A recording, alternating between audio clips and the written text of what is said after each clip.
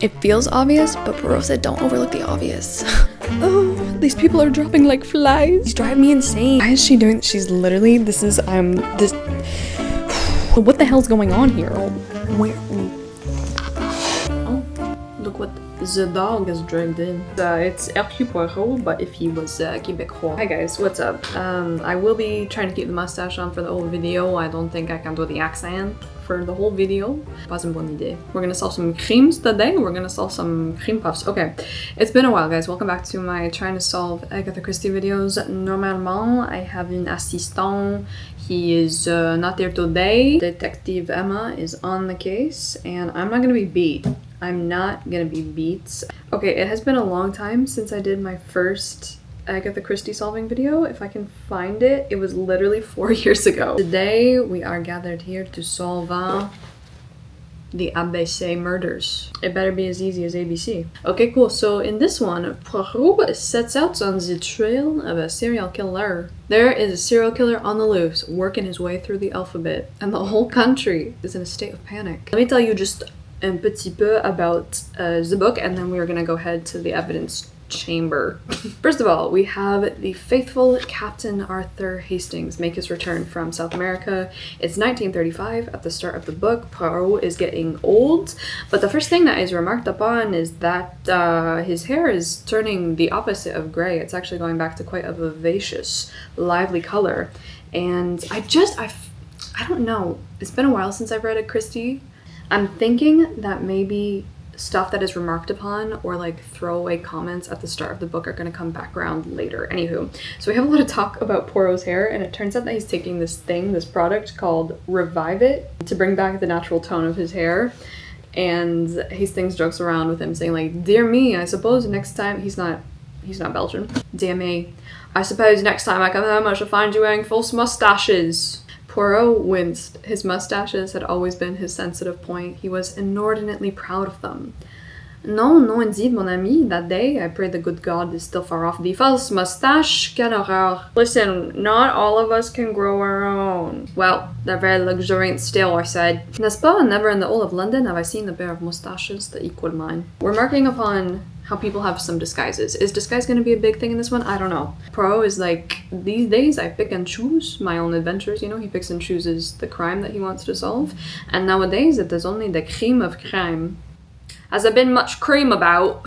However, Poirot was like, hey, I do have this letter and I have taken it to Scotland Yard, the local police. They have written it off as a hoax, but I want to show you. And so he's gotten this letter that is a bit dodgy. Right. Also, one remark is made that I'm like, I feel like this is going to be quite important because Poirot was like, "Hastings, I always love having you here." Hastings is like, "Why? What do I do?" And Poirot was like, "You must stand beside me and prevent me from committing the unforgivable error." What do you call the unforgivable error? Overlooking the obvious. Guys, number one goal, do not overlook the obvious. I feel like always when I start reading an Agatha Christie book for these videos, I just get so paranoid and end up interpreting everything over the top, and so I don't want to do that. I want to not overlook the obvious. The mysterious letter says that Poirot received from, it's just addressed ABC. "Mr. Hercule Poirot, you fancy yourself, don't you?" Oh no, he must be British, right? "You fancy yourself, don't you, at solving mysteries that are too difficult for our poor, thick-headed British police. Let us see, Mr. Clever Poirot, just how clever you can be. Perhaps you'll find this nut too hard to crack. Look out for Andover on the 21st of the month. Yours, etc., ABC." And Poirot's like, "There is something that smells of the fish about this letter. I don't think this letter is hoax." And he's right. He's right, because of course we are going to be trying to catch the ABC murderer today. This one is a bit different because right at the beginning, Hastings is like, yo, there's sections in here, because most of it is written first person, from Hastings' point of view, but there's also sections in here that are written third point of view, narrated still by Hastings. He's a third person narrator, but it's like he's written it after the fact. This one is just a small snippet that says, Mr. Alexander Bonaparte Cust rose from his seat and peered nearsightedly around the shabby bedrooms. It's just this very short little scene where this guy named Mr. ABC is looking at Railway Guide, and then he also has a list of typewritten names, which I'm assuming are of course going to be like in alphabetical order, and he's gonna try to have 26 murder victims. That's quite the spree. Let's take this to the detective chambers and we will try our best to solve what the heck is going on. Welcome. Okay, ew. This mustache, the glue on it literally smells so disgusting. These are really old because I haven't done a video like this in a while. And anyway, tangent. We're gonna get through it. So, welcome to the evidence chamber. What the hell is this? COVID mask.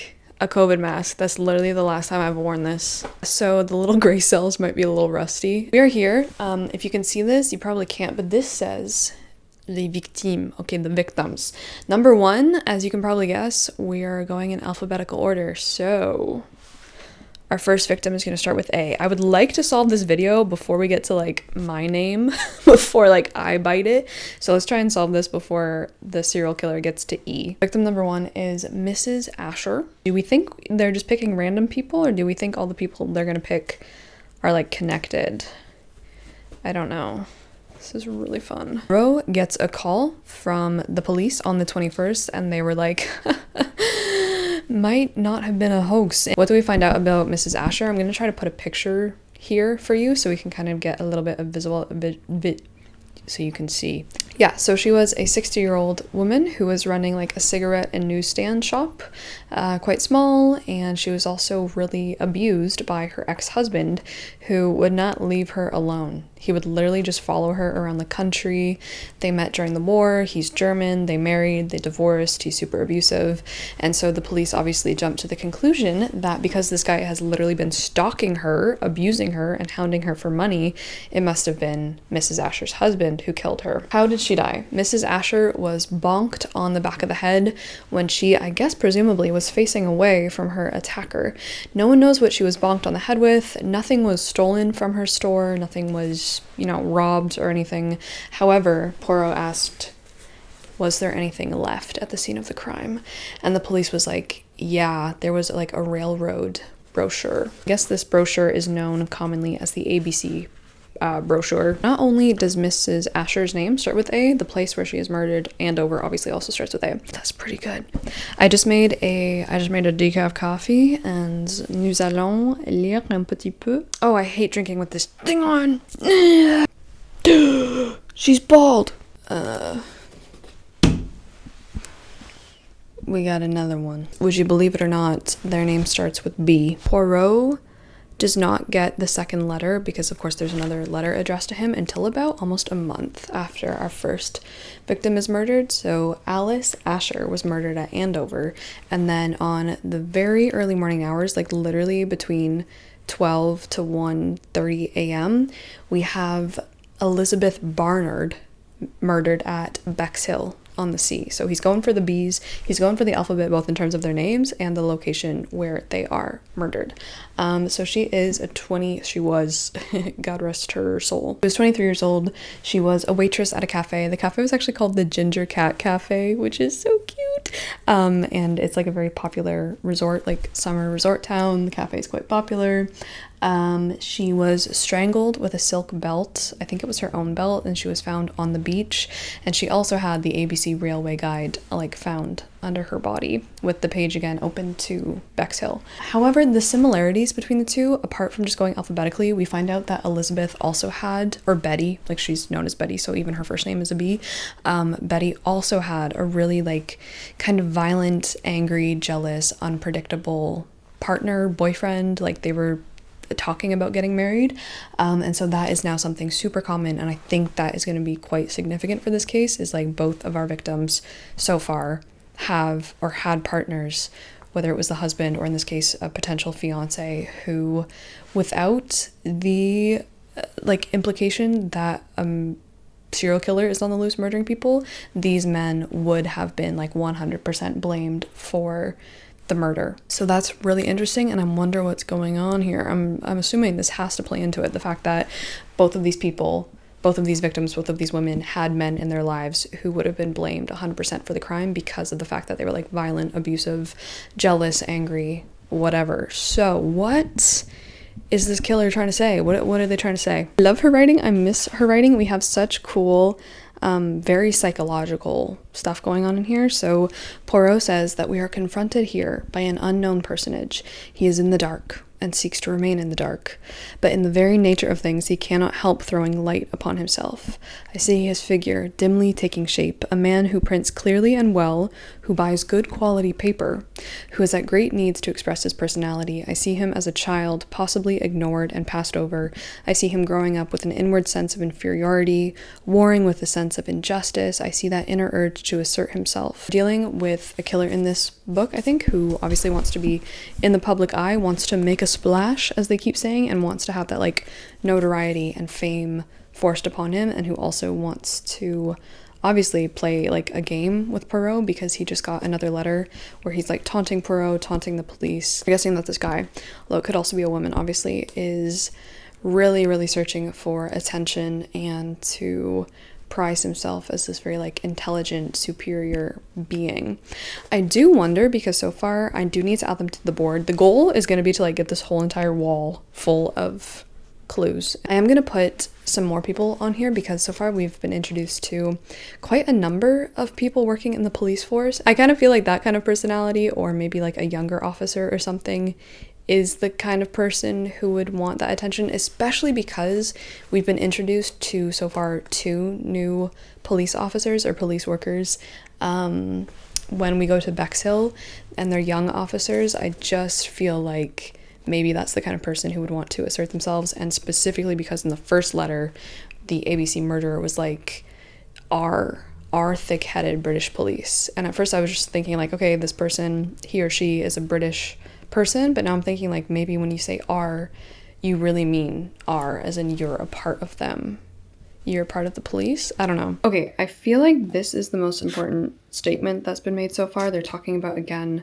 like, why does this person have an alphabetical complex? What it's like, why would they do that?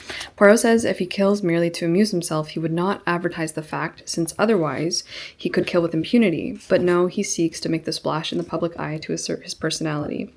In what way has his personality been suppressed that one can connect with the 2 victims he has so far selected? So what of his personality has been suppressed that connects these 2 victims? Does he identify with the victims, or does he identify more with like Alice's husband or Betty's fiance? Like, what is it? So like that, I feel like that has to be the connection there, right? And then in the yellow, I've just put down a few other very minor characters we've been introduced to that may or may not come into play. I don't think so, especially not, well, I don't know. Mr. Partridge was the customer who last saw Alice alive.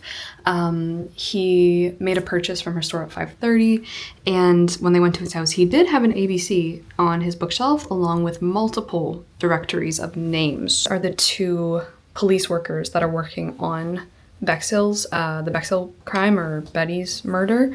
So we have Inspector Crome, who's young, superior. He's always going on and on about past cases that he solved. He thinks himself very highly. He also dislikes Poirot. And then we have Inspector Kelsey, who I can't put my finger on it, but he's just giving me bad vibes. Like, that is the only thing there. He's barely been on the page, but he's just creeping me out. I literally cannot tell you why. Thinking I'm gonna get back to you very early tomorrow to do some more detective working.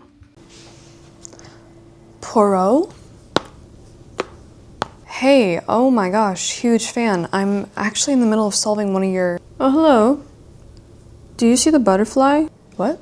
The butterfly? Please help me. I need enough points to get to the next level so I can solve the crime. Oh, there you go. That was actually pretty hard to spot. What are you doing out here? Shouldn't you be out gallivanting, putting murderers behind bars and such? Oui, but first I'm helping June. Oh, you're playing June's Journey, the hidden object game. Hey, are you on my island? Yes, why did you decorate with snow everywhere?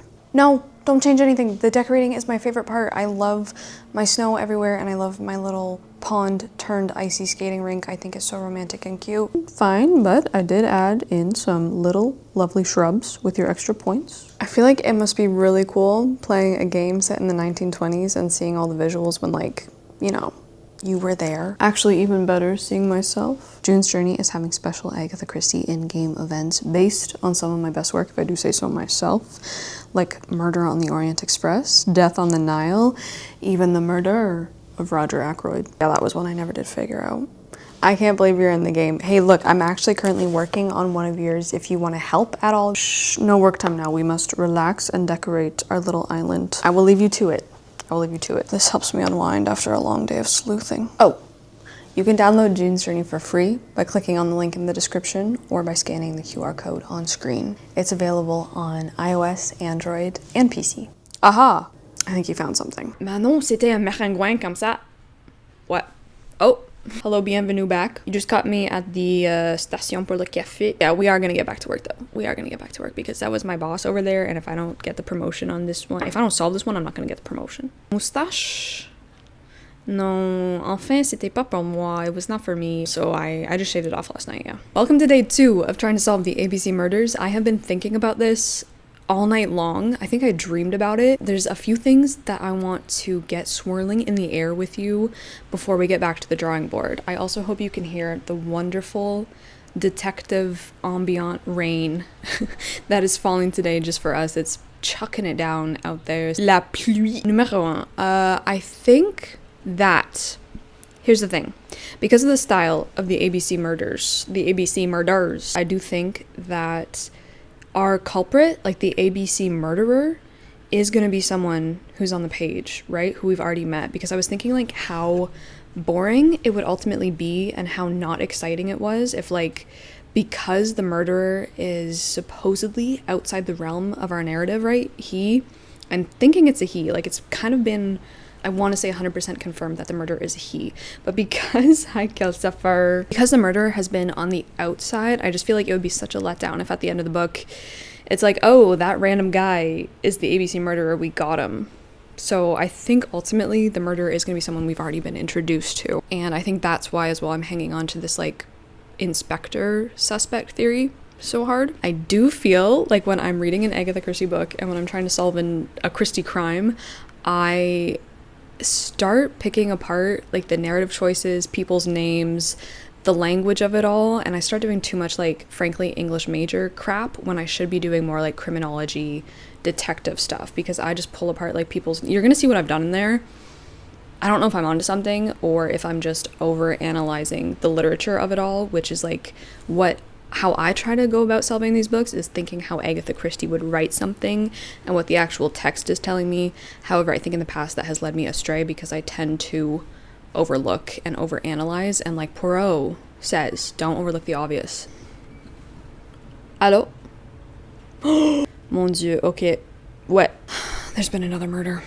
The bird is not relevant, I don't think. We've had murder number 3. That's not good. This guy just keeps going. Someone's got to stop him. Okay, so we have A, we have B, and we now have C with Sir Carmichael, and he was murdered in Churston. I feel like now that the murderer has got his like ABC kink out of the way, I think he should do something entirely unpredictable, and it would be so fun if his next murder was like Z or P. Also, we're getting really close to E. Super quick review. Victim A is Mrs. Alice Asher, killed in Andover.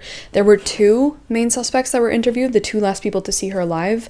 Mr. Partridge, who I went over with you yesterday, and then I didn't put Mr. Riddle on the board yesterday because Poirot dismissed this guy basically out of hand as soon as he interviewed him, because Mr. Riddle just did not seem like the type to be sending out like these very neat, prim, trim, anonymous letters, because Mr. Riddle was quite like hulking, angry, outbursty. The reason I put him on here now is frankly just because his name is Mr. Riddle. Would I put a man named Mr. Riddle in a mystery book when I just feel like she's messing with me? She really messes with your head. Like she really is just the queen of psychological torture. Second victim for B, Elizabeth Barnard or Betty Barnard, killed in Bexhill, and the one suspect for her that I don't have on the board because I don't think he's important is again her abusive fiance. Potential fiance, potential abusive. She really liked to go around with as many men as she could, just having fun because she wasn't technically engaged yet. And we find out that her would-be fiance, who I think his name was Donaldson, really didn't like that, would explode, and even did threaten murder at one point. However, I don't think it's him. And then finally, we have the 2 other suspects so far that we've met, who are the 2 inspectors on the case. We have Inspector Crome and Inspector Kelsey. Mr. Crome was a younger man. He was the silent superior type. He was well educated and well read. He was, for my taste, several shades too pleased with himself. He had lately gained kudos over a series of child murders. He was obviously a suitable person to undertake the present case, but I thought that he was just a little too aware of that fact himself. His manner to Poirot was a shade patronizing. Also the name Chrome. Chromatics, chrome-plated, shiny.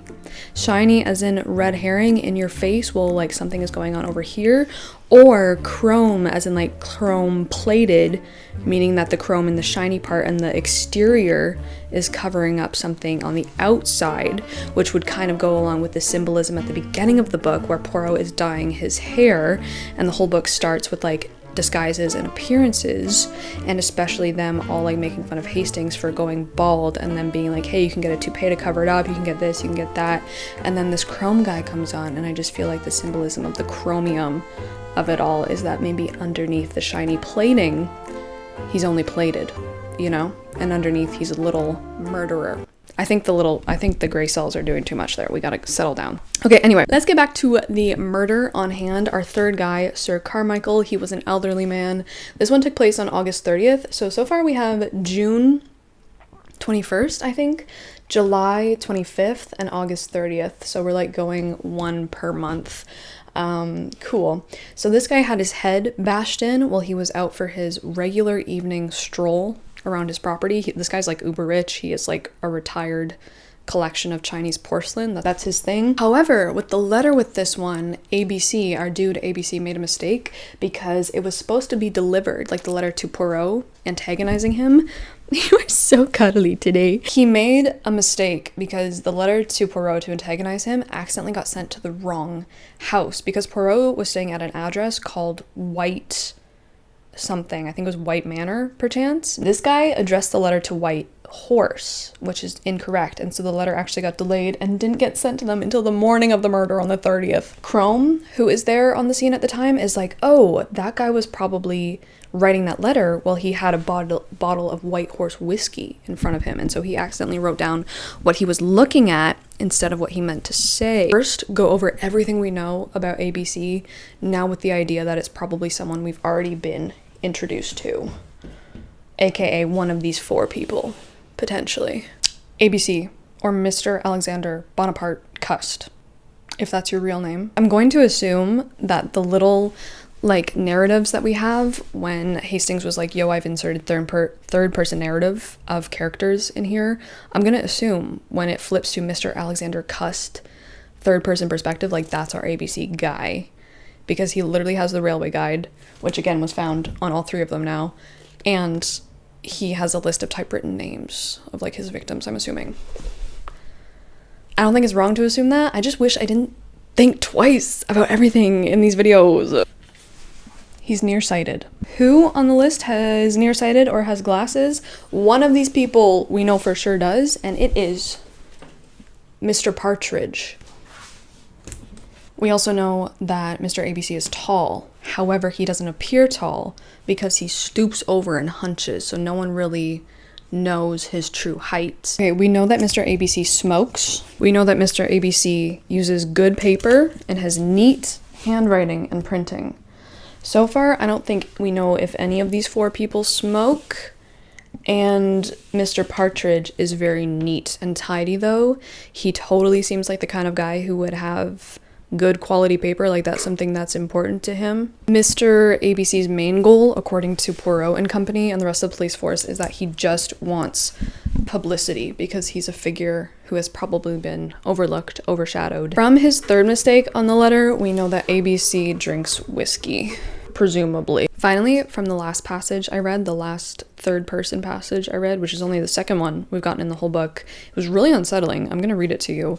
However, the last detail I learned is that ABC was in the war, and it deeply unsettled him. In that passage, he says that his head hurts all the time, like terribly, and he also remarks to like a stranger basically sitting next to him on a bench that sometimes he doesn't really know what he's doing. It says Mr. ABC, Alexander Bonaparte Cust, came out with the rest of the audience from the Palladium near where our third victim was murdered, where he had been seeing and hearing that highly emotional film, Not a Sparrow. And this young guy sits down next to him on the bench at the park, and he starts talking to our Mr. ABC.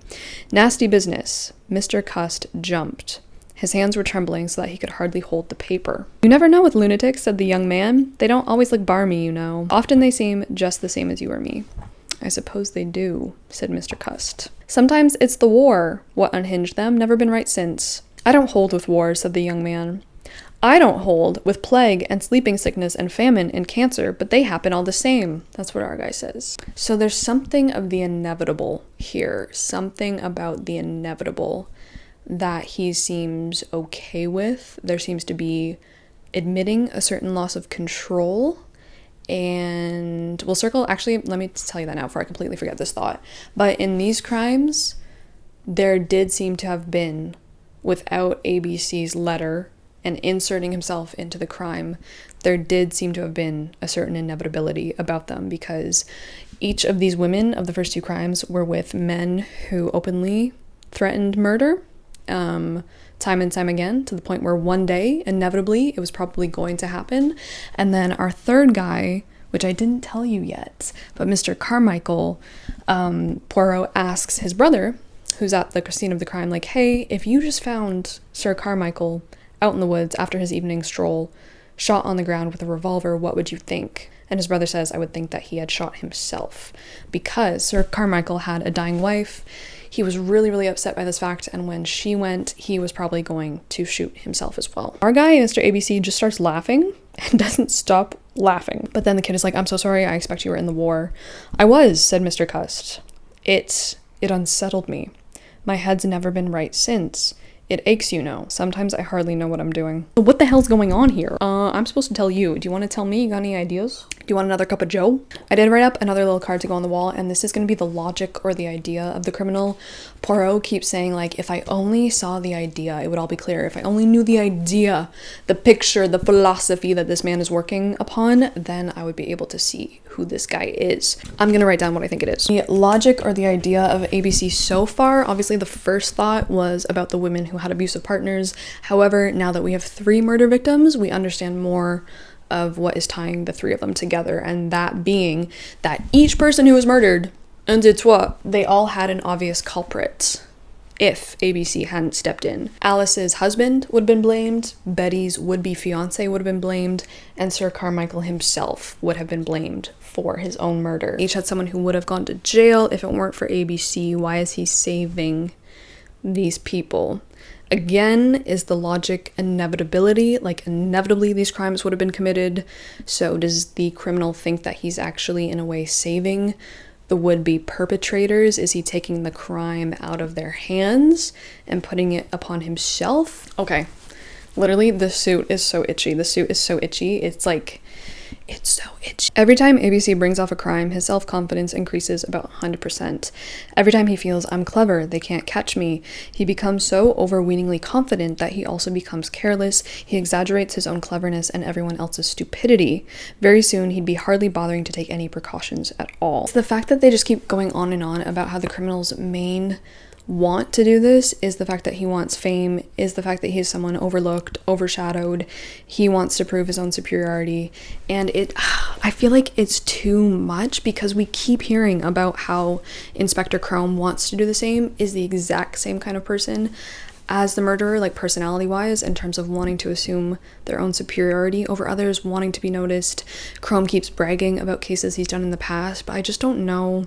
That feels too obvious. Is that too obvious? It feels obvious, but Poirot said don't overlook the obvious. I really hate how these drive me insane. These drive me insane. And he also has to know intimate details about these people, like where they work, what time they're working. In Sir Carmichael's case, especially because this guy goes for a walk every single night, and so it would have to have been someone who knows that. Who would have access to that kind of information? I didn't read you the letters. I feel like let's go over the letters together. I think I read you the first one, but this is the one that was sent to Poirot before the murder of Betty. Dear Mr. Poirot, well, what about it? First game to me, I think. The Andover business went with a swing, didn't it? But the fun's only just beginning. Let me draw your attention to Bexhill-on-Sea, date the 25th. What a merry time we are having. Third letter, which the killer made a mistake on, accidentally sent to an address that didn't exist before getting it corrected and sending it to Poirot, says, "Poor Mr. Poirot. Not so good at these little criminal matters as you thought yourself, are you? Rather past your prime, perhaps." Okay, so that... Okay, oh, sorry. I feel like this is a point towards the policeman theory or the inspector theory again, because Poirot has been a figure who has been undermining their integrity and their system as someone outside the system and as a private detective and as a foreigner, because there's been a lot about like attitudes towards him as a Belgian person in this book already, like people dismissing him, people being like, ugh, these foreigners, like especially too from Inspector Crome. Is Crome or someone like Crome upset that someone like Poirot is coming around, undermining, performing better, solving the crimes better than the police system can in England? Is it like that? Is it that? This whole case is a challenge to Poirot, is someone trying to be like, I'm smarter than you. Here for the first time in our association, it is cold-blooded, impersonal murder. Murder from the outside. Is it murder from the outside though? Or is it from right inside the system? And at the same time, it's like little scenes like this that make me think it's too obvious. Someone at the crime scene defers first to Poirot instead of to the actual inspector there, Crome, and Crome gets annoyed. Crome gets put out. Crome is like, why are you talking to him? Why are you talking to me? But then like something like that happens, but then immediately underwards, Poirot is like, the criminal belongs to the class of person who is usually passed over and ignored or even laughed at. But that's literally like what just happened to Crome. I don't know. We now have these blue pieces of paper because I'm up to page 150, and in the preceding pages we had this legion of people who we have 1, 2, and 2, and 1, 2, and 2 are related to these people. And so basically this legion of people who are related to the victims or who have connections to the victims have come to Poirot, and they're like, we want to be a legion of people who are working together with you to solve the crime and catch the killer. Some of these people you already know because they've been mentioned briefly. For Mrs. Asher, representing her in the Legion, we have her niece, Mary. We don't really know anything else about her. She's just there. She wants to help. She seems like a nice person. Then for Betty, the 23-year-old waitress, we have her sister, Megan, and we have her fiance, Donald. Finally, for Sir Carmichael, we have his brother, Franklin, and we have Sir Carmichael's secretary, Thora, who's also another young girl. So now that these people are all meeting and mingling together, there's kind of like drama and relationships happening because, oh God, okay. Franklin seems to be interested in both Megan and the secretary, Thora. Thora seems jealous of Megan because Franklin is interested in her. Megan seems interested back in Franklin.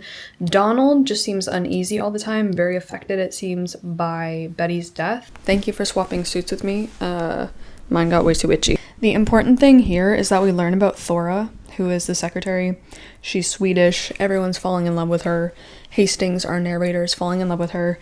Anyway, it turns out that she lied, and she actually did see someone on the day of her boss's murder, because Franklin's dying wife, Poirot, goes to interview her, and she's like, I hate Thora. Thora is a liar, because on the day that my husband was murdered, I saw her at 11 a.m.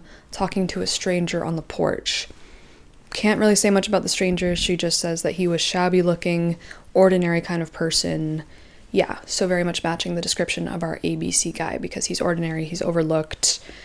However, Poirot does not think that Thora would be conversing with the madman, the criminal, so I don't know. The other thing that we learn about the legion of people is that Donald, who is Betty's fiance, our second victim, Betty, he has been having recurring dreams ever since Betty has been murdered that he is actually on the beach strangling someone who he thinks is Betty. However, it turns out that when this person turns around, that who he's strangling, it's actually Megan. So Donald has been having reoccurring dreams of murdering Megan. What does it mean? We don't get a chance to hear Poirot's interpretation because the fourth letter has just arrived. Oh, these people are dropping like flies. Somebody help them. It's supposed to be me helping them. We have the relatives of each of the victims getting together and forming like a little drama because Poirot says, in the midst of tragedy, we start the comedy. In the midst of death, we are in life. Murder, I have often noticed, is a great matchmaker. Another theory that I just put down right here before I read anymore, I don't know. I've been hooked. Like, usually when I read a Christie book, this one sentence gets in my head and I can't drop it. And it's just the fact that Poirot said at the beginning, don't overlook the obvious. And I feel like the obvious, or like Occam's razor in this case, would be the fact that if each of these victims had someone who was most likely and historically likely to have murdered them, would it not be them? I don't think it's very good. I don't think that's very good, because like, what is ABC doing? And also our ABC guy would have to have foreknowledge that these murders were going to happen in order to be able to send the letters like at least 3 days in advance to Poirot. Now obviously all these people from the legion of helpers, of Poirot's helpers, all these people connected to the victims are obviously suspects as well. Anyway guys, the fourth letter has just come in. Let's read what it says. This guy's pissing me off. The fourth letter says, still no success? This guy is rage baiting Poirot so hard. What are you and the police doing? Well, isn't this fun? And where shall we go next for honey? Poor Mr. Poirot, I'm quite sorry for you. If at first you don't succeed, try again. The next little incident will take place at Doncaster on September 11th. So long, ABC. He's kind of funny. This one kind of seems like he's losing it. This letter seems a bit less coherent than the other ones. I love the writing in this one though. I love Poirot. I really miss Poirot. I think he's fantastic. I just want to appreciate the literariness of this for a second because it's so fascinating, and for the time this is like, I don't know, it's just such a cool deep dive. And Poirot says, when I know what the murderer is like, I shall be able to find out who he is, and all the time I learn more. I began to see not what you would like to see, the outlines of a face and form, but the outlines of a mind that moves and works in certain definite directions. Crime is terribly revealing. Try and vary your methods as you will, your tastes, your habits, your attitude of mind, and your soul is revealed by your actions. There are confusing indications. Sometimes it is as though there were two intelligences at work. When he's saying sometimes there's like, it seems like there's two intelligences, two minds, two different people. Is that a hint that there are in fact two different people or multiple people on this crime? Is he just talking about the divided mind of this man who we've seen in the third person scene, who seems to have his mind split up because of the impacts that war has had on him, who seems to be a bit of two minds, shall we say, a kind of Dr. Jekyll, Mr. Hyde situation? Is that what's being alluded to? Or is he, like, in reality alluding to that there's literally two people? Tabernacle, what the hell is this? I don't know. She's pissing me off. So, do I have an idea of what is going on here? 180 pages through, and we're just about to have the fourth murder. To give you some updates, because why is she doing? She's literally, I do have some more important points to tell you about Thora, remember, who is Carmichael's secretary. It turns out that she did see someone in the yard at 11 a.m. on the day of her boss's death, like Carmichael's wife said. However, it didn't seem to be something like super nefarious because it was actually a salesman. She says it was a salesman selling stockings. At this point, Poirot freaks out after questioning Thora because he's like, selling what? What is that man selling you? He's knocking on your door and selling you what? And she's like, yeah, stockings. Like, he seemed like an ex-army man and I just got rid of him. And Poirot was like, hold on a second. I remember at the crime scene of Alice in her bedroom, there were brand new stockings unopened. And Megan made a remark that her mother bought new stockings for Betty, like literally the day before she was murdered. Poirot was like, who is this traveling stocking seller? That's our guy. That's our murderer. And he's like, Thora, describe this man. She's like, I can't remember what this man looked like because he was very plain. She said he had glasses. She said he wore a shabby coat and that he was completely unremarkable and not memorable in any way, shape, or form. And Poirot was like, oui, that's our man. No, I don't know. We've also had 2 more cutaway scenes to Mr. ABC, Mr. Alexander Bonaparte Cust in the third person narrative. And I don't know, because in these scenes, he seems like he's old. The people around him kind of defer to him as an elderly man. Obviously, he's not showing his height in these scenes because he's stooped over. Both of these inspector people are quite young. They're described as young. Mr. Partridge would probably be the only older one. And then obviously Donald is young. Franklin, I think, is even young. I don't know. In one of the scenes, we get the third person. This is what reading Agatha Christie does to a person. We get the third person perspective of him having breakfast, and it turns out he seems well-to-do because he has a landlady who's like serving him and taking care of his needs, and it seems like he's in business of some sort. But of course he's talking to his landlady on the morning of our fourth murder, the big D murder. It's like, yeah, so I'm taking the train out to Cheltenham. Definitely not Doncaster. No, not going to Doncaster. I'm taking the Cheltenham. I'm going to Cheltenham. His landlady's like, okay, cool. You don't look very well. Our poor Mr. Cust. This guy is the only person who has, I feel like, the right age. We know he has glasses. We know ABC has glasses. Mr. Partridge is the only person we've interviewed so far who had an ABC railway guide on his bookshelf and the directory. And he's a banker. He's a banker. Why would a banker be doing this? Why would a banker not be doing this? ABC, what does ABC stand for? A banker, a blank check, a bank check. Narrative scenes where we have Mr. Cust. I'm choosing to blindly believe that he is our murderer because like he admits that he's gone to the 3 places where people died. This has to be our guy, right? Like what is she pulling? Get the wool off my eyes, Agatha. He doesn't seem well, like, at all. So, like, it's very interesting if this is the person pulling off the crimes because, like, he is stumbling around. He's not doing well. So who is he? I refuse to believe that it's just going to be a rando that they bring on in the end.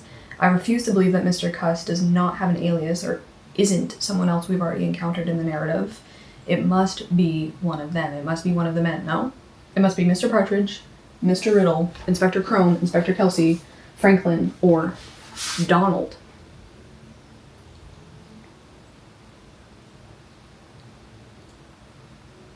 Right? Okay, hold on. I have too many things on my lapels. I literally, like, could not sleep last night because in my mind, I am convinced that I've cracked it. I'm still only at the 4th murder, which unfortunately, I've bitten the bullet. However, I think that I've solved it. However, murderer went to E. I have stuff that I do not want to forget to tell you on my jacket. Yesterday, I was like, we need to let go of Mr. Chrome. When I signed off and thought about it, as I had my dinner, as I laid in bed, I was like, get that man back in the holding cell. Put that man back in jail. At the beginning, I was sure that our murderer was going to have to be one of the characters we've been introduced to, and that the ABC person killing these people wouldn't just be a rando they would bring in at the end because that would be boring. That wouldn't make a good story if it was just some random guy that we hadn't been introduced to yet. However, I feel like one thing that Poirot said had me just really hung up, and it was when he said that it felt like there were 2 intelligences at work. I think this person has been hired by someone that we know. And I will tell you why I think the person that has hired Mr. ABC is Mr. Chrome, Inspector Chrome. We have our guy, ABC, Alexander Bonaparte Cust, going to see a movie, and in the 3rd person narrative scenes, he's now seen it twice. And I'll get to the 4th murder and like what goes on there in a second, but the movie was called Not a Sparrow, and this is a reference to a verse in the Bible in Matthew, I think, which is basically just saying that not a sparrow falls without God being aware of it or God having ordained it, or basically, you know, God's plan. Some idea of providence. Next thing that our murderer, the ABC man, quotes in one of his 3rd person narrative scenes that Hastings is writing, he says, "God's in his heaven, all's right with the world." This quote from Browning. And then directly under that, our ABC guy is like, he didn't always believe that, and more often than not, he didn't think it was true. So again, providence, but also doubting of like a higher power, a supreme power, whatever. I feel like these two connect with the inevitability that I was talking about, which is the thing that connects these victims in some way, shape, or form, and which I'm imagining is going to connect victim number 4, is that perhaps they would have died anyway, and maybe whoever hired the ABC man convinced Mr. ABC, because of his addledness from the war, because of his warped religious views, maybe because, again, of like a moral superiority complex or whatever, a little bit of a crime and punishment type of mentality, that he's above the law, or perhaps is the law, becomes the law. I feel like Mr. ABC, Mr. Alexander Bonaparte Cust, has been hired by someone, maybe under the guise of like, maybe he thinks he's been receiving letters from God or something to like balance out the world and the crime, or take down people who were gonna get taken down anyway. I don't know. I feel like this is the logic or philosophy that we're operating on. And then also he mumbles in one of the scenes, "It isn't my fault." I feel like I'm onto something. My intestines are like, yeah, girl, get it. I feel like the person who has hired ABC is Mr. Chrome. In the beginning, I thought Inspector Chrome was ABC. However, because of the two intelligences thing, because of maybe the mismatch of the mind writing the letters and the mind carrying out the crime, and also because Inspector Chrome doesn't really seem like the kind of person to get his hands dirty, and also if he's carrying out the ABC crimes, what is he gaining from it? He would be trying to make Poirot look bad and gain the upper hand. So I think he has hired someone to carry out these ABC murders, and then he's gonna crack it himself and be like, Poirot, you suck. Well, all the while he actually planned all of this himself. I don't know truly, but I think that's what's going on. I can't get this Chrome guy out of my mind. His name just really stands out in the text to me as an aberration for some reason. Okay, once again, my upstairs neighbors are like, the detective's on the case, let's help her by moving our furniture. Important. I was like, why is like Alexander Bonaparte Cust standing out to me? And I was like, it ties into the religiousness of it all, because his three names, his ABCs, war guys, big war guys, big war men. Alexander the Great. Bonaparte, Napoleon Bonaparte. Cust, Lord Custer. Egomaniacs, thinking they were doing the Lord's work. That I've told you those three things, and my new theory that I think I will be sticking to for the rest of our solving time. We have still quite a ways to go, honestly, but we just hit on the fourth murder, and like I said, he went to E, but it's because he made a mistake. The murderer slipped up. When everyone is in Doncaster, including like Poirot, Hastings, the squad of people related to previous victims, right, because they're there trying to catch ABC, it turns out that ABC is actually in that movie theater once again watching Not a Sparrow. And before the end of the film, ABC exits the theater and he stabs the person in front of him in the back. However, he stabbed the wrong guy. Like, he stabbed the wrong guy. He didn't, his alphabet is wrong. We ended up stabbing this guy named George Earl Smith, I believe. I don't think this victim is important because this was a whoopsie daisies. So we're just not going to talk about this guy again. However, we are going to talk about the man who came in as a witness to the crime, because this man's name is Mr. Down, I think, and that was the guy that was supposed to get the knife, but he survived. So Mr. Down is alive. He was supposed to be the victim, but they swapped seats, like sometime during the movie. The Earl guy, the E man, and the D man swapped seats, and so our murderer got a bit confused. As he entered the room, his smile faded suddenly. There was a stain on his sleeve near the cuff. He touched it tentatively, wet and red, blood. His hand dipped into his pocket and brought out something, a long, slender knife. The blade of that, too, was sticky and red. Mr. Cust sat there a long time. So, like, is he even aware of what he's doing? He seems not aware. He seems to forget that he's just murdered someone. "It isn't my fault," said Mr. Cust. He sounded as though he were arguing with somebody, a schoolboy pleading to his headmaster. Because a chambermaid comes into the room to give this guy hot water, she sees his basin, his wash basin, is full of blood. And so he's like, oh crap, someone just saw that, and he runs. And then we have her as a witness now, basically describing him. Again, he has glasses, shabby, he's probably the kind of person you would overlook. As the final clue for the scene, they get like the hotel register where he would have signed his name, and it's in like tiny, scratchy writing, which again does not match the neat printed letters of the letters that were being sent to Poirot. Let's take it to the detective chambers and let's add these clues up. Is it too obvious if the two third-person perspective parties are the ABC murderer and Inspector Chrome? Is that too obvious? Is she just like throwing it in my face and laughing at me? And she's like, these two people actually have no real involvement. I don't know. This is a scene of him interviewing one of the people who knows who Mr. Cust is, right? Because we had those scenes where he's interacting with his landlady, people in his building, and this is one of those people who have come to talk to Inspector Chrome about it. Okay, the guy's name is Tom, the witness who knows Mr. Cust. Okay, the appearance of the inspector vaguely disappointed him. He looked quite an ordinary person. Okay, the witness says, of course it may be nothing at all, it's just an idea, I may be wasting your time. Inspector Chrome sighed, the amount of time he had to waste in reassuring people. Who has he reassured so far? I don't think we've seen him reassure anyone. unless he is reassuring his Craigslist hitman to do the jobs. I feel like she's dangling it right in front of my face like a little carrot, whereas something else is going on behind the scenes. I think we have a new suspect. The person is called Lily Marbury. I think I've already mentioned her. She is the daughter of Mr. Cuss' landlady. She's the one who tells Tom, the witness that just spoke with Chrome, about Cuss traveling. Right after Tom gets back from talking to Scotland Yard, she's like, okay, let's go have lunch. I just have to make a telephone from the station. And Tom's like, who? Who to? A girl I was going to meet. Yeah, right. Yeah, big fat lie, dude. That's a big fat lie if I've ever seen one. She slipped across the road and rejoined him 3 minutes later, looking rather flushed. The hell is that? She's like, okay, let's go. But then immediately she's like, tell me more about Scotland Yard. You didn't see the other one there? The Belgian gentleman? What is going on?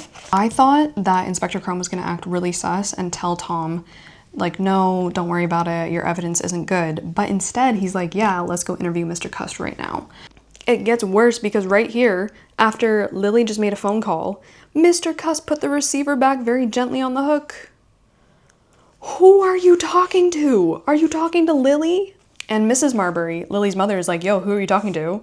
And Mr. Cuss is like, oh, my sister just had a baby. This guy does not have a sister. I fancied it was my Lily's voice, something like hers, but haughtier, if you know what I mean, sort of high up in the air. So it was Lily, and she said, is that you, Mr. Cuss? I thought you might like to know there's an inspector from Scotland Yard coming to see you.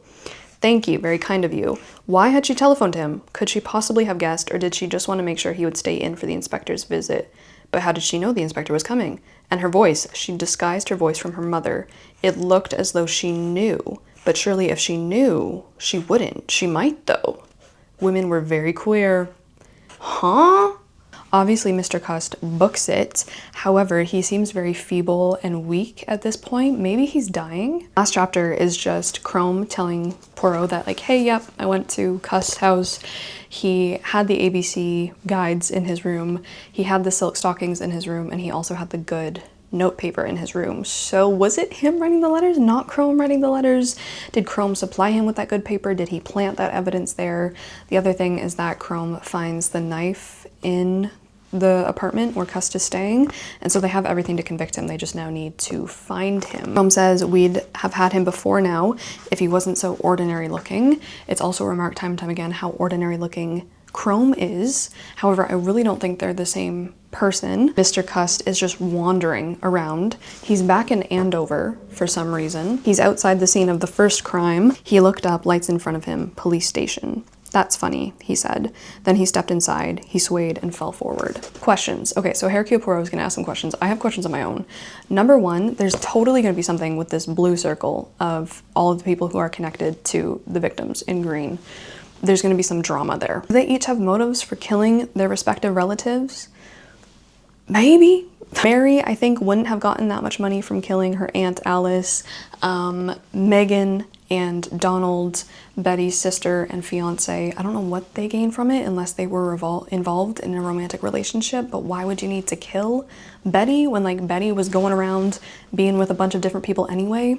The one question I have about Donald is why is he having reoccurring dreams of murdering Megan? Franklin and Thora, Carmichael's brother and Carmichael's secretary, did they stand to gain anything from killing him? Franklin seems really needing to make it clear to Poirot that his brother and Thora weren't having a romantic relationship.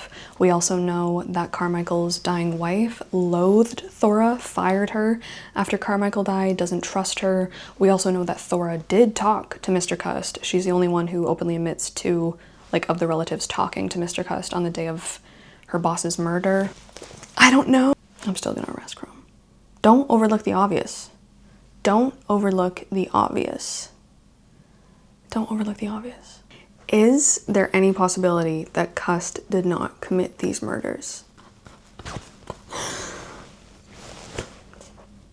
Because in his narratives, we never actually see murders being committed by him. What if she pulled one of these on me? In the inquest, Hastings is like, is it possible to commit a crime and be unaware of it? His denials seem to have a ring of truth in them. But he has blood on his sleeves, though. Guys, I don't follow. Poirot says of the letters we still have no explanation, and that interests me since they were written to me. On the subject of the letters, Cuss is persistently dumb. Until I get at the reason for those letters being written to me, I shall not feel that the case is solved. We just got new evidence that changes everything. In the court proceedings, we do have an alibi for Cust for the Bexhill. We do have an alibi for Cust for the Bexhill murder. So did he freaking... What the... Okay, so there's a man named Strange who comes in and is like, yo, I swear to God, I was playing dominoes with this guy in the bar all night, so he couldn't have been murdering in Bexhill. This Strange guy, our witness, our domino guy, is like, yo, I picked up Cust in the White Cross Hotel on the evening of July 24th. My birthday. On the evening of July 24th. Betty was killed on the 25th, literally at like midnight. So the very first stroke of the 25th. Okay, so he wasn't at Bexhill.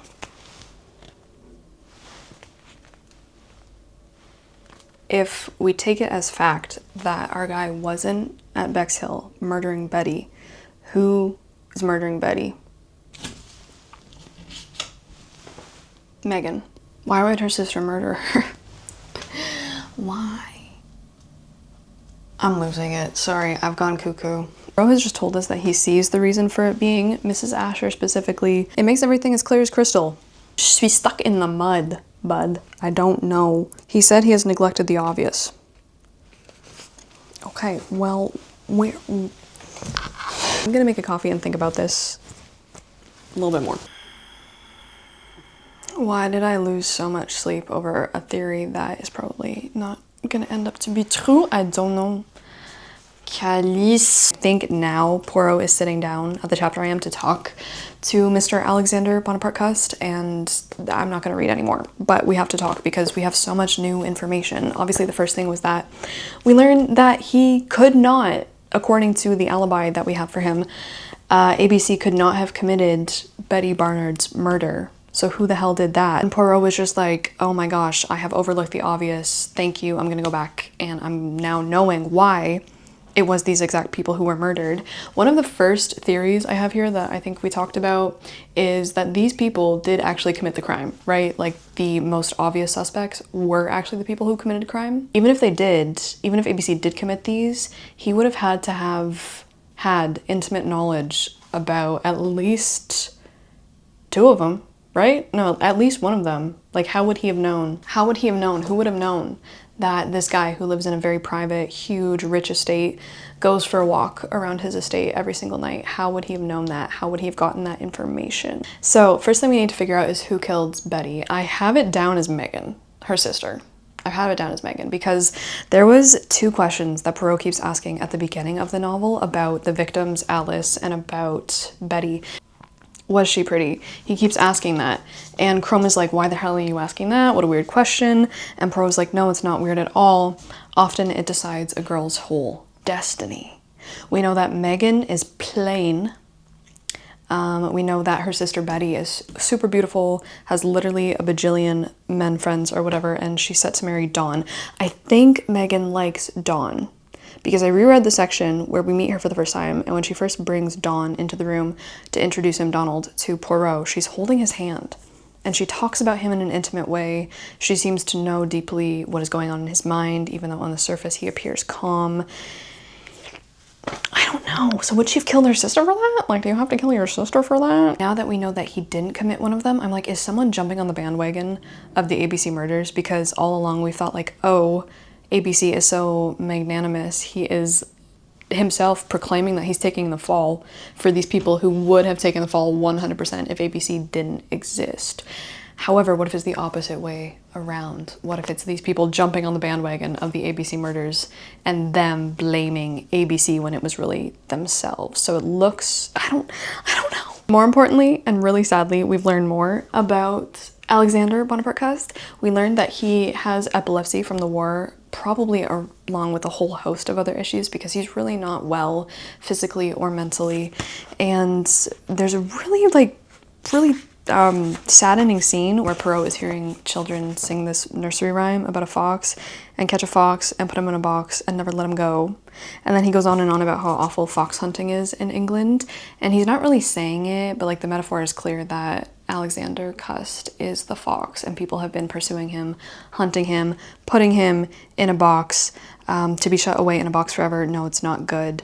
So someone is framing this guy. Someone is framing this guy, along with the fact that Cust has admitted on trial or is really saying on trial that he didn't write those letters to Poirot, which, like, that was the first thing I thought of anyway. I don't know. Someone release me from this misery. Guys, let's just solve it. Let's just solve it. Just vote. Just vote. What the literal hell, dude? Who is framing him? Is it not Chrome? We're putting the suit back on for this one because, yeah, I'm about to get fired. I'll tell you what. He's sitting down. Poirot is sitting down with Cust in, like, the detention center having an interview. Do you know who I am? And Cust says, no, I can't say I do. Should I feel bad for this person? I think he did kill someone though. I am the man to whom you wrote the letters. I never wrote to you. Those letters weren't written by me. I've said so again and again. I know, said Poirot, but if you did not write them, then who did? An enemy. I must have an enemy. They're all against me. The police, everyone, all against me. It's a gigantic conspiracy. Okay, he's saying the war, obviously what happened in the war, hit his head, the wound on his head. I got a place as a clerk, but then I got an offer for the stalking job, a salary and commission. Buddy, don't take sketchy jobs. Don't take sketchy jobs like this. Poirot was like, you're aware, are you not, that the firm who you say employed you deny the fact? That's because they're in the conspiracy. They must be in the conspiracy. Who is running a fake stalking business? Who is it? Who's running the fake stalking business? I've got written evidence. I've got their letters to me giving me instructions as to what places to go to and a list of people to call on. Sweetie, don't you know, Mr. Cust, that a typewriter, like the typewritten letters that were given to him from the stock company, a typewriter can be identified. All those letters were typed by one particular machine, and that machine was your own, the one found in your room. It looks, does it not, as though you typed them yourself and posted them to yourself. Why did you take off the name of Mrs. Asher in that first list of people in Andover? Because I decided to start with her. One must begin somewhere. Poirot leant forward. He spoke very quietly, but with great assurance. But you do know, don't you, he said, that you committed the murders. Yes, he said, I know. But you don't know why you did them. Mr. Cust shook his head. No, he said, I don't. Okay, 34, Poirot explains. Well, thank God, because someone better. Supposing, my friends, that while Cust committed 3 of the crimes, the A, C, and D crimes, he did not commit the B crime. It has been known before now that would-be murderers have taken advantage of the crimes committed by other people.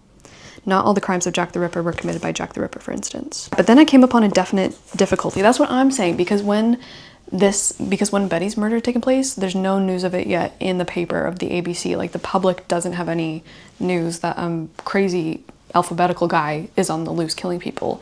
So how could someone have taken advantage of it? Is it just mere coincidence? It followed that whoever killed Betty Barnard must have had access to facts known only to certain persons, myself, the police, and certain relations and neighbors of Mrs. Asher. When do you notice a pin least? When it is in a pincushion. When do you notice an individual murder least? When it is one of a series of related murders. Okay, so the Andover crime, the most likely suspect was Franz Asher, but I couldn't imagine Asher inventing and carrying out an elaborate scheme.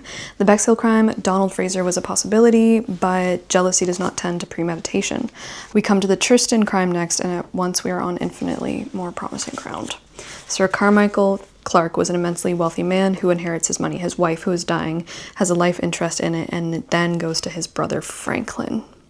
I was quite sure then. ABC and Franklin Clark were one and the same. I wasn't sure. Are we sure? Are you sure? The daring, adventurous character, the roving life, the partiality for England that had showed itself very faintly in the jeer at foreigners, the attractive, free and easy manner, and finally, the boyish mind. What the heck? So it's all about the money? Why would they tempt me with the psychologics of it when it's just about the money? Franklin, you were seriously alarmed for the future. You showed me a letter written by your brother in which he displayed very clearly his affection and absorption in Miss Thora Gray. There was a real danger that on the death of your sister-in-law, he might marry Thora and have children. Chance of inheriting your brother's wealth would vanish. You have been, I fancy, in essence, a disappointed man all your life. Okay. You were bitterly jealous of your brother's wealth.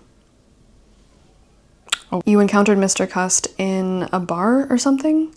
Your meeting with him gave you an idea. The whole alphabetical plan sprang into your mind. Cust's initials, the fact that your brother's name began with a C and that he lived at Churston.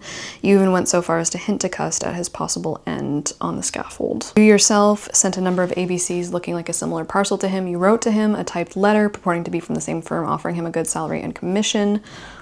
You now had to look about you for 2 victims whose names began with A and B, respectively. Why would... This is so much trouble to go to. For what, dude?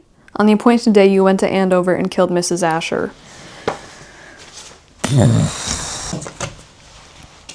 Then you took the precaution of committing the second murder on the day before.